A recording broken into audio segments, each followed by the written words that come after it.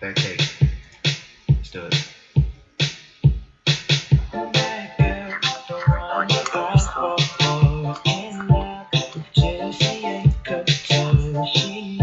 She wants to find herself, and she loves and wants nobody else. In her mind, there's so much to obtain. In her eyes, she sees a world of pain. Oh no, someone find her love. Oh no, someone find her love. That girl, the one who's beautiful. Her eyes can see into your soul, and her smile can melt away your heart, and her kiss can make you beg for more. In her mind, there's so much to obtain. In her eyes, she sees a world of pain. Oh no, someone find her love. Oh no, someone find her love. She hurts and she always keeps a smile, and she frowns and takes him out to mile. I see it's only 'cause she knew in this game you create the rules, and now she has built a wall. You can't climb the castle's much too tall. You can't break the walls of her lair. You can't soothe the wounds of her despair. But who cares? You'll never see that side. And who cares? She's down for the ride. She lives only for the thrill, and yet she longs for something real. In her mind, there's so much to obtain. In her eyes, she sees a world of pain. Oh no, someone find her love. Oh no, someone find her love. Someone find her love. Someone find her love. Someone find her love. Someone find her love. Someone find her love. Someone find her love.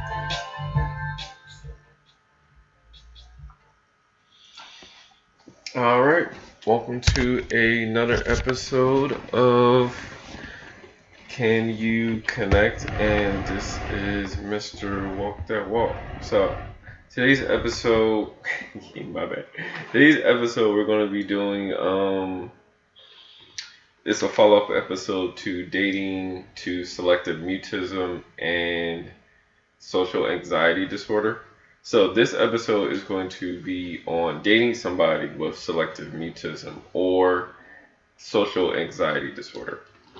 We're going to start off with selective mutism. However, there wasn't, let's say, a lot of information about it. So I'm just giving you what I was able to find. And this one is particular on somebody who is an Asian woman, and she often struggled with selective mutism.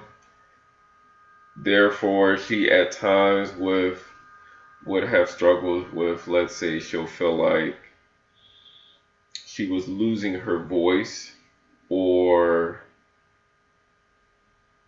couldn't feel like she couldn't speak at all in moments where she really wanted to speak.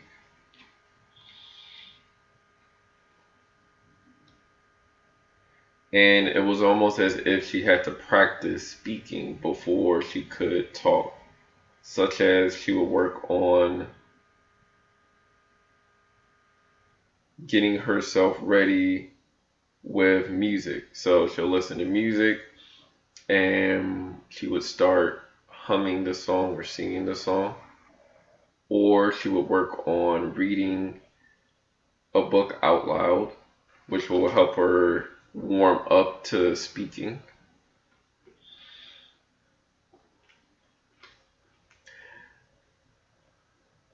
And when she had those moments of feeling like she didn't want to talk, it almost felt like she was disconnected from her body, from her body and her words, almost as if she felt robotic, less expressive, and hard to say things. She will often have to practice maybe stretching her face, she would be, let's say, clenching at times, because maybe at times she'll feel tight and it'll be hard for her to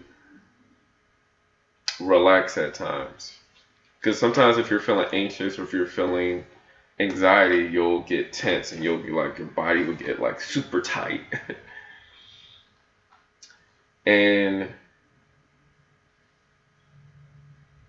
at times she'll feel this, let's say once a week. So once a week she'll feel, currently once a week she'll feel this. So let's say later times when she was younger, it would be a bit more often. It'll be maybe 3 to 4 times or more out the week that she wouldn't really talk. But currently it's down to, let's say, once a week. As an adult, she'll be, let's say, nonverbal. And she mentioned that it's important for her to have her days where she can be nonverbal. So that's her time to recharge.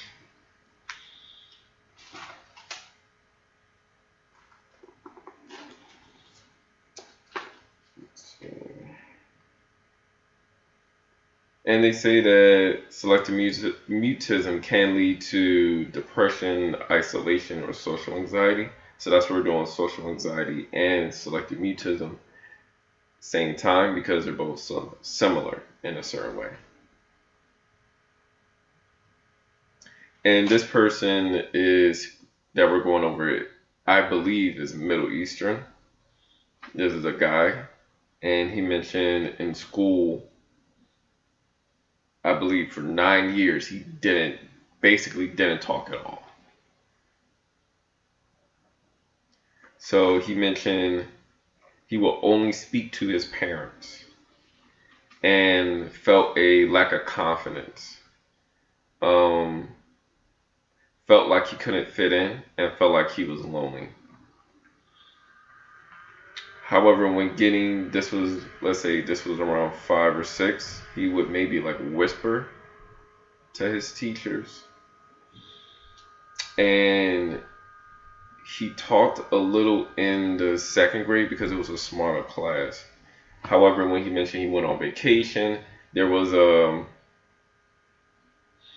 he doesn't know why, but when he came back from vacation, he just stopped talking. And I'm going to just hit on maybe a hypothetical that, let's say when you're on vacation, you're experiencing multiple stressors, because when you're traveling, you got to pack. That could be stressful. Going to the airport, if they're flying or if they're driving, at any point you have to stop or get something to eat. Or the airport is probably the most stressful because you're getting on a plane. Maybe that was his first time getting on a plane. He was young, and you're around all these people. People are talking to you or not talking to you at all or ignoring you. And you're getting on vacation, and probably, let's say the parents are maybe don't understand that there's an issue, or maybe see that there's an issue, but maybe they're not addressing it in the right way and encouraging him to speak when he feels uncomfortable to speak. Therefore, those things could be, let's say, traumatic. And now you're coming back home and you're back in your small environment with the class, which kind of made you feel comfortable, but now you already have selective mutism, and now you're already recovering from the trauma. So he wasn't able to, let's say, get back on track until high school. So this is years later. And he realized he had to start talking. He realized in life, in high school, you're thinking more. So now you understand that you have to talk more. You have to express or say things to get done what you need to get done in life. Therefore, his goal was to work on talking. And his father also encouraged him. So now maybe the parents have a better understanding, and now they could be supportive of what he's going through. So he said that his father, encouraged him to speak up more. And he said high school was going to be the time to work on it. Therefore, he mentioned that it was a bit more, challenging, but he worked on starting with strangers. So he went to went out, in the town, like let's say walking around this town and talking, saying hi to strangers and striking up a conversation. And then from there, he went to his teachers and worked on just saying hi to them. And then after that, he went to his peers and struck up a conversation with them. So he went through step by step, you know, building his confidence of communication. However, he does say that challenging himself was very stressful. That caused a lot of anxiety. And even when he spoke to his teacher, he mentioned that he stood there for, he reached out to the teacher, but he stood there just trying to gain his confidence to say hi to the teacher. And he mentioned knowing other people that also have selective mutism that either still don't talk or went longer than he did without talking or speaking. And the way he would communicate when he wasn't talking at all is that he would write things down on a piece of paper, and that's how he talked to his teachers, and that's how he talked to his classmates. And that's only two. That's only two we got for selective mutism. I don't believe I've had somebody with selective mutism, but if I did, I don't think I have experience dealing with anybody with selective mutism, whether work-wise or personal. So I don't have anything to add to this, but I will add to social anxiety. But I'll do that after. I'll be like the last. So for social anxiety, we're going to start off with a white male who mentioned that it was challenging for him to make a move or start a conversation, and that it was easier for him to date somebody or talk to somebody who was an extrovert because this person is more social and more outgoing, and that's less work he has to do to speak up. And he mentioned it was hard for him to date somebody that was an introvert like him because there was a lack of communication, so therefore they stopped talking because of that.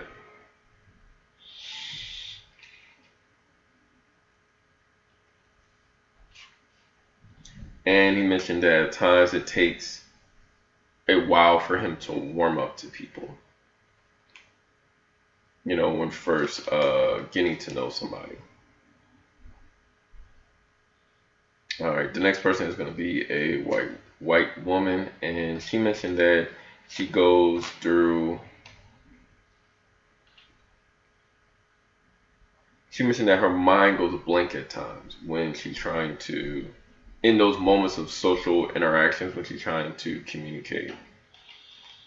And since that happens, that makes her wants to avoid the interaction because, let's say, you don't want to get embarrassed or feel awkward in that moment.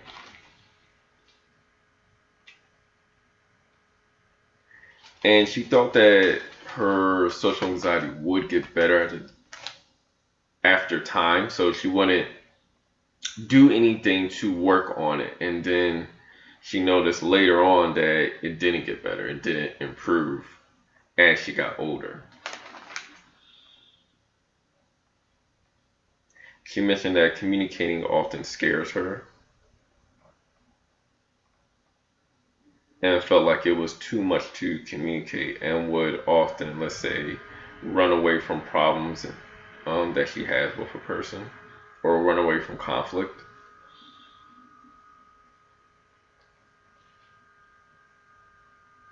And at times she mentioned that she would feel like she needs a drink just to socialize.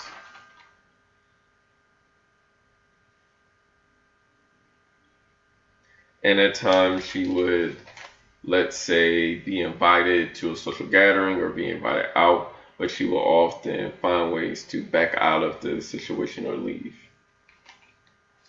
Or not, show up, make an excuse why she can't go. At times, she felt like she also people pleased because it was hard for her to say no to people. And she had a fear of speaking up. All right, and this is the next person is going to be an Asian woman. And she often mentioned that her face would get red.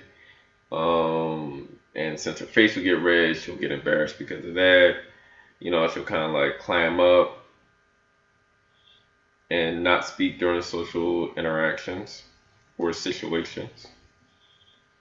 And she will often overthink, and let's say she might overread somebody's facial expressions or worry about what to say next in a conversation and worry about the person she's communicating with changing their tone. And she mentioned that it was hard for her to get her feelings across.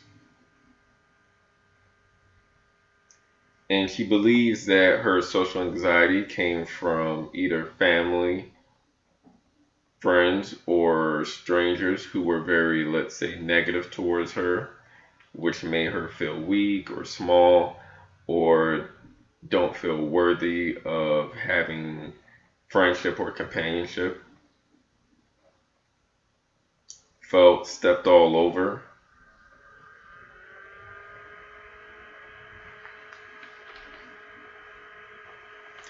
And those things cause her to have insecurities due to those negative interactions with people.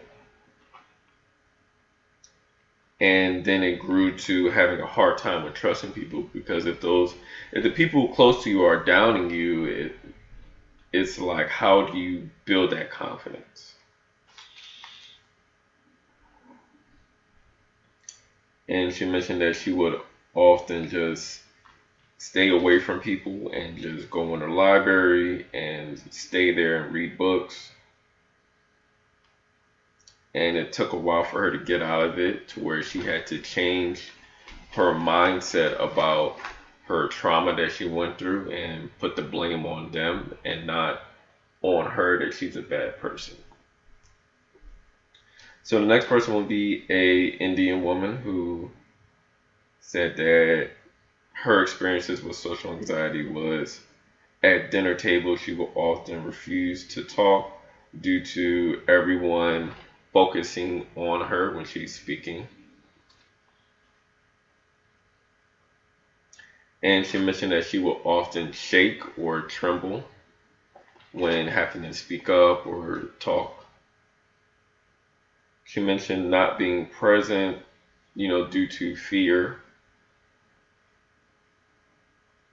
worried about in the circle or in a group who's going to talk next, worried about herself spiraling, which will cause her to avoid places or avoid going out.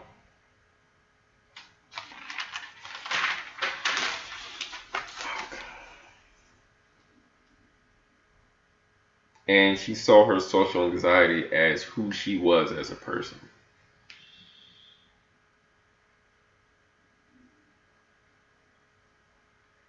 And she mentioned that going to an impromptu class, so let's say I think it's a form of acting, where you have to speak up.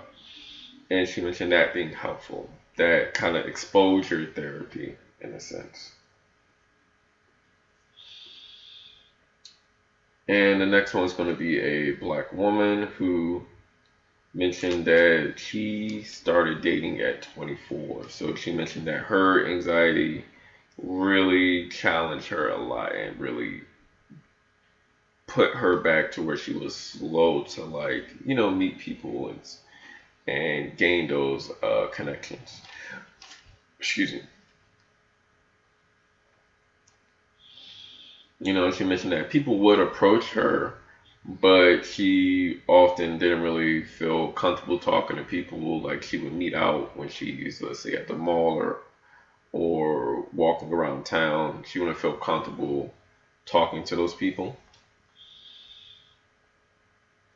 growing up, she felt uncomfortable with people flirting with her. She didn't start, let's say, really trying to interact with people dating wise until, let's say, she was 20. And but there was still a fear of going. So even though she started maybe doing some online dating, when it came to the time for her to go, she wouldn't go.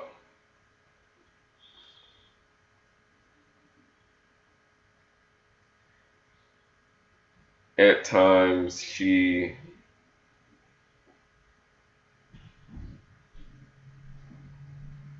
felt terrified going on that first date, and that caused her to have that urge to cancel. But she understood that overdoing it, just going, and she understood that when she went, it wasn't bad as how she thought it was going to be, which encouraged her to keep going. And we got a second black woman here who mentioned she was never excited for school, so she never enjoyed going to school and always felt anxious at night and nervous, worried about, going in the morning. She mentioned disliking introducing herself or people asking where she's from.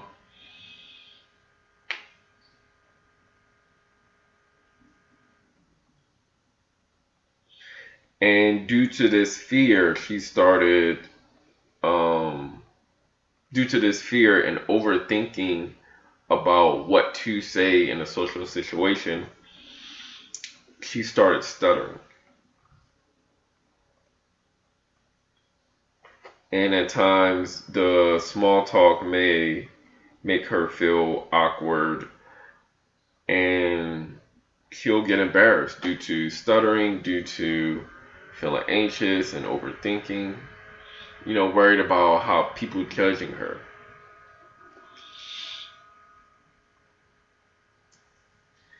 But as time grew and she got older, she learned to, laugh at herself and, enjoy who she is and just express that she is feeling anxious, which has helped her. And there's another black woman who mentioned, for our next one, who was often labeled as being stuck up or, bougie because she had that fear of speaking to people. So, people are being social and they see somebody not being social, they, maybe they'll think that, oh, you're too, they feel like they're too good to talk to you. And she mentioned that it was hard to talk, and which forced her, since it was so hard for her to talk and speak up, she often did everything alone. She went to the movies, went outside. Most of her social situations was alone. Go out to eat by herself due to that anxiety of speaking to people.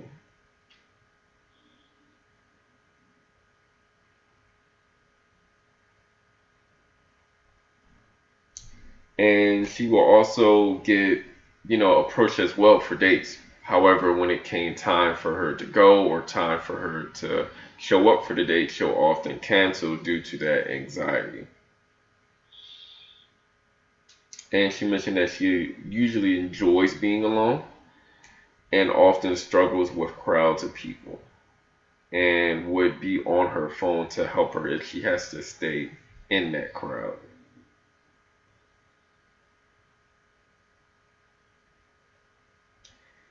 Now, this was interesting, you see, because the guy said he liked somebody that's an extrovert, but she mentioned that she likes introverts because introverts understand her and understand when she's, or understanding maybe when she's ready to leave a social gathering or have an understanding of why she maybe doesn't want to talk or wants to stop talking or stop interacting.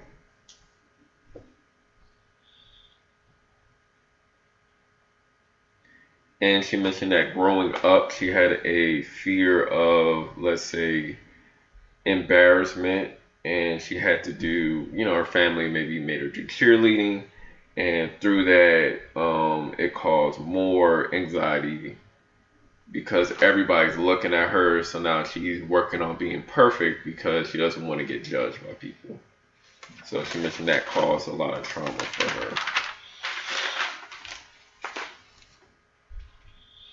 Due to her not wanting to be embarrassed, and often, other than the cheerleading, she mentioned often struggling with maybe when she's out, people complimenting her, because if somebody compliment her in public and other people look at her, then she's going to feel a bit embarrassed about that, due to not knowing what those people are thinking about her, or overthinking about what they're thinking about her as well.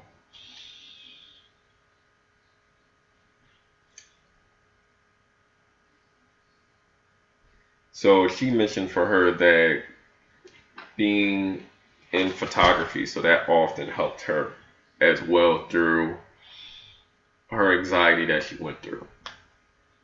And I have talked to somebody and that dealt with social anxiety. So I do have to apologize myself because I wasn't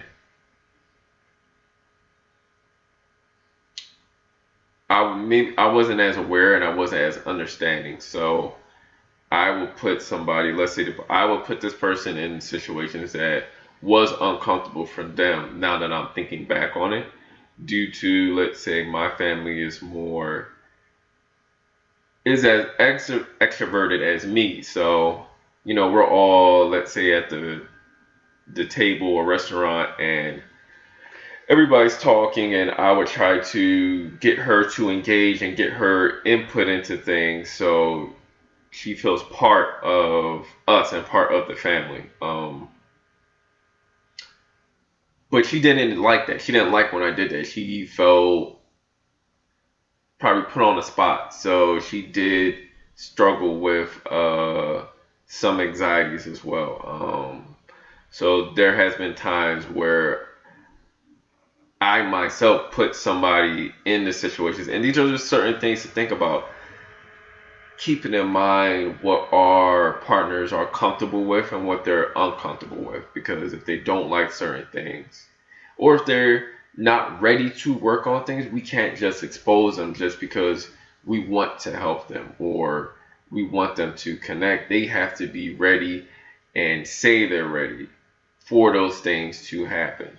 So sometimes we could be helping our partner, sometimes we could be hindering our partner. And we want to stay on the side of helping. And what's going to help with that is communication. Is how did what I did affect you in that moment? And then that sparks a conversation, and then that could be something y'all can work on. So these are just certain things to look out for going forward. And we're going to be also supporting a black-owned business, black-owned content creator. So her YouTube channel is Mind, Body, and Melanin.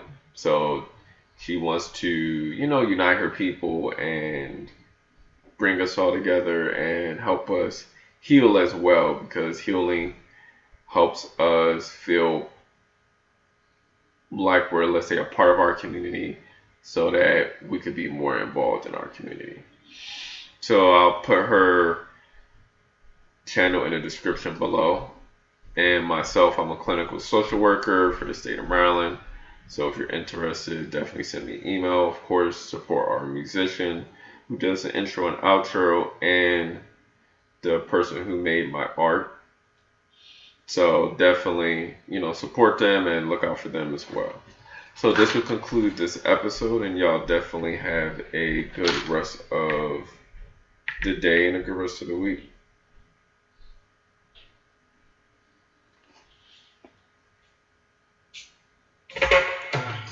Our lives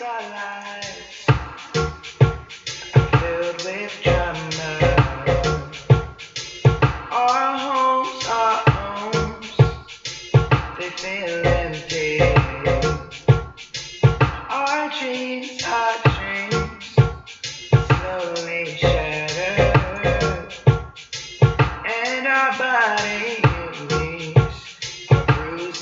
better. What does it take to become a legend? What can we do to teach a lesson? Is there a way for a future commitment? Oh, why do we wait to repaint the world? When the world loses color, it's our goal to paint them back. Yeah, yeah. When the world loses color, it's our goal to paint them back. Yeah, yeah, yeah. Our emotions have no home. Our feelings have grown on. Our beautiful wet mind can't see the beauty in them. Our men are not standing strong. What does it take to become a legend? What can we do to teach a lesson? Whoa, is there a way for a future commitment? Why do we wait to repaint the world?